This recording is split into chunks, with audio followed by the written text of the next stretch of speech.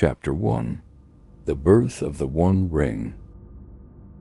In the heart of the Second Age, the Dark Lord Sauron forged the One Ring in the fires of Mount Doom.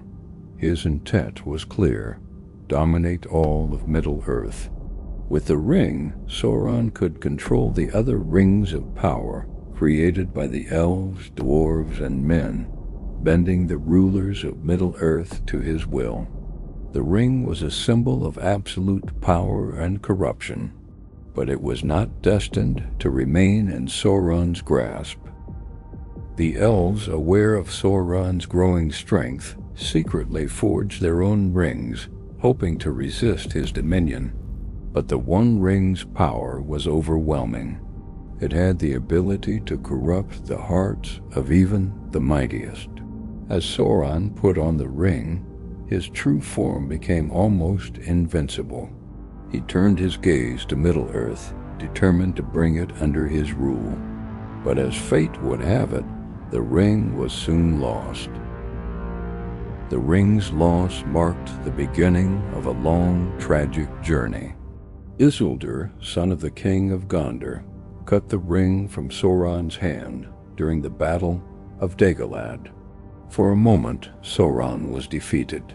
But the ring did not stay in the hands of Isildur for long. It was lost to the river Anduin, where it remained hidden for centuries, waiting for the next being to claim it. Chapter 2. The Corruption of Sméagol.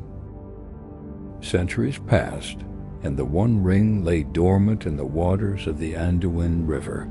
But fate is ever-changing. Sméagol, a simple hobbit-like creature, discovered the ring by chance. Upon touching it, he was immediately consumed by its power. The ring whispered to him, promising power and dominance. Sméagol, once innocent, fell under its spell, and thus Gollum was born. For hundreds of years, Gollum wandered Middle-earth, driven mad by the ring's influence. His body withered, and his mind fractured. He became obsessed with the ring, calling it "my precious," as though it were a living being.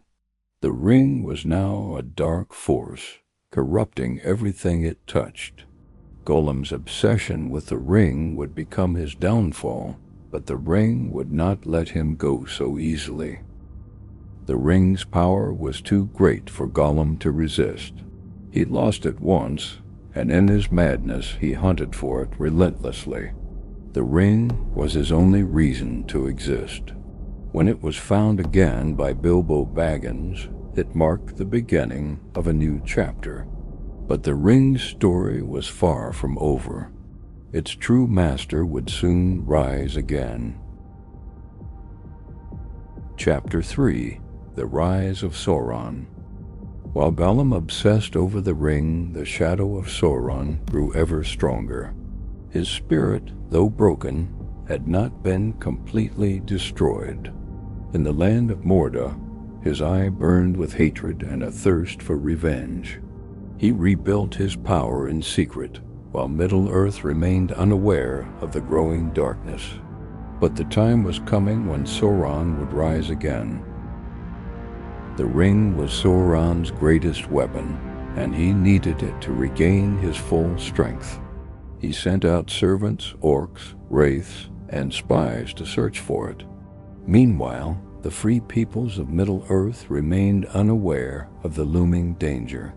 But they would soon learn that the One Ring was more than just a lost artifact. It was the key to Sauron's domination. The call of the ring was not easily ignored. It whispered to those with power, drawing them closer to Mordor. The path of the ring-bearer would not be an easy one. The fate of all Middle-earth rested on the shoulders of one hobbit, Frodo Baggins. Chapter 4. The Fellowship of the Ring. Frodo Baggins, a simple hobbit from the Shire, was entrusted with the One Ring. Alongside his companions Aragorn, Legolas, Gimli, Gandalf, Boromir, and other hobbits Frodo formed the Fellowship of the Ring. Together, they set out on a perilous journey to Mordor, where the ring could be destroyed in the fires of Mount Doom. The Fellowship faced many trials. They fought the dark creatures of Sauron, traversed the treacherous mines of Moria, and lost their beloved Gandalf in the depths of the Balrog's fire. But the bond between the Fellowship remained strong, even as the journey grew darker. Each member of the group had a role to play, but the weight of the ring weighed most heavily on Frodo's heart. As the Fellowship continued, the ring's power grew stronger, testing the courage and loyalty of each member. The ring could not be destroyed by force, but only by the pure will of the ring-bearer. The journey would soon become a fight for survival, not just against the forces of Sauron, but against the very temptation of the ring itself. Chapter 5. Gollum's Treachery. As Frodo and Sam journeyed through the wilderness toward Mordor, Gollum followed, lurking in the shadows. He swore to help them destroy the ring, but his mind was still consumed with the idea of reclaiming it. His obsession with the ring led him to betray Frodo, leading them into the dangerous land of Shelob, the giant spider. Sam, ever loyal to Frodo, fought fiercely to protect him, but Gollum's deception almost led to their doom. As Shelob struck Frodo down, it seemed that all hope was lost. But Sam's bravery kept him going, and together they continued their journey, unaware of the final trials that awaited them. Gollum's betrayal was not his last. He would play a key role in the ultimate fate of the ring, but the outcome would not be as he had hoped. The ring was never truly his to control. In the end, it would be destroyed by the purity of Frodo's will and a final act of treachery. Chapter 6. The Destruction of the One Ring. At last, Frodo stood at the edge of Mount Doom, the very heart of Sauron's power. The ring burned with an unbearable intensity, tempting him to claim it for himself. But Frodo, though weary, did not yield. He stood at the threshold of history, and the fate of all Middle-earth rested in his hands. As Frodo hesitated, Gollum struck. In his desperation, he bit Frodo's finger off, claiming the ring for himself. But Gollum's greed was his undoing. In the fiery chasm of Mount Doom, Gollum lost his footing, and with the ring fell into the flames. The ring was destroyed, and Sauron's reign ended. The destruction of the One Ring was not just the end of Sauron. It marked the end of an age. The free peoples of Middle-earth were free at last. Frodo's journey was over, but the scars of the ring's power would remain forever. Chapter 7. The Aftermath of the Ring's Destruction. The destruction of the One Ring marked the end of Sauron's reign, but the cost was great. Middle-earth was forever changed. The lands of Mordor began to heal, but the scars left by centuries of war would not fade so easily. The people of Gondor and Rohan stood victorious, but they mourned the loss of friends and allies. The defeat of Sauron was a triumph, but it was also a reminder of the fragility of peace. Frodo, who had carried the ring, could not forget the weight it had placed upon him. Though he had destroyed it, the ring's power had scarred him deeply. His journey had left him broken, and he struggled to find peace in a world that had changed beyond recognition. The Shire, once a place of peace and simplicity, had been marred by the war and the ring's influence. As Frodo sailed west with Gandalf, Bilbo, and the elves, he hoped to find healing in the undying lands, but even in the eternal peace of the West, Frodo could not escape the shadow of the ring. His journey was over, but its legacy would echo in his heart forever. Chapter 8: The Restoration of Gondor. Gondor, once a mighty kingdom, had suffered greatly during the war.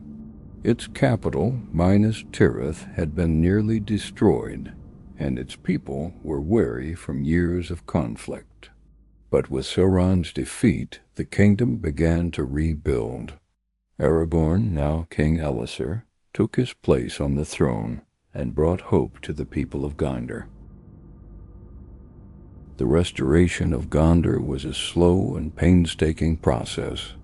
The scars of war were deep, but the people were determined. Aragorn worked to heal the land, forging alliances with the remaining kingdoms of Middle-earth. He was not just a king by blood, but by action, leading Gondor into a new age of peace and prosperity. Though Aragorn ruled wisely, he knew that the future of Middle-earth would be shaped not just by kings, but by the everyday actions of its people. The restoration of Gondor was a symbol of hope for all the free peoples, showing that even after the darkest times, light could return. Chapter 9: The End of an Age. The end of the Third Age marked a time of great change. With the fall of Sauron, the elves began their departure from Middle-earth. The time of the elves was coming to a close. Their realms, once vibrant with magic and beauty, slowly faded into memory as they sailed westward, leaving behind a world that was no longer their own. Elrond, Galadriel, and other elven lords took their final leave. The elves had been the guardians of Middle-earth for ages, and their passing marked the end of a long era. Their wisdom and grace would be remembered, but the future of Middle-earth now lay in the hands of men and other free peoples. For the hobbits, the end of the Third Age meant the beginning of their own quiet, peaceful lives. The ring's destruction had brought an end to the greatest threat Middle-earth had ever known, but it also brought a new, uncertain future. The hobbits, once small and overlooked, had played a crucial part in saving the world. Chapter 10: The Legacy of the Ring-Bearers. The legacy of the ring-bearers would never be forgotten. Frodo, Sam, Merry, and Pippin had carried the burden of the One Ring, and their actions had shaped the fate of Middle-earth. They had proven that even the smallest beings could make the greatest difference in the world. Their courage, loyalty, and friendship were the true forces that had defeated Sauron. Though Frodo had sailed away to the Undying Lands, Sam returned to the Shire and lived out his life as mayor. He raised a family, ensuring that the Shire would continue to thrive. Merry and Pippin became leaders in their own right, respected throughout Middle-earth for their role in the war. The ring-bearers may have been forever changed by their journey, but they had shown that the power of friendship, courage, and loyalty could overcome the greatest of evils. Their story would echo through the ages, inspiring future generations to stand against the darkness when it came. Chapter 11: A New Beginning for Middle-earth. With the defeat of Sauron and the destruction of the One Ring, Middle-earth entered a new era. The kingdoms of men, elves, dwarves, and hobbits began to rebuild and forge new alliances. The dark times were over, and a new age of peace, prosperity, and unity had begun. Aragorn ruled wisely, and his reign marked a time of growth and cooperation among all races. The elves, though departing, left behind a legacy of magic and beauty that would continue to influence Middle-earth. The dwarves and men rebuilt their kingdoms, forging strong bonds that would last for generations. Though the shadows of the past would never be fully erased, Middle-earth had emerged stronger than ever. The story of the ring was over, but the people of Middle-earth would continue to carry its lessons forward. Hope, unity, and the strength of the free peoples would always prevail.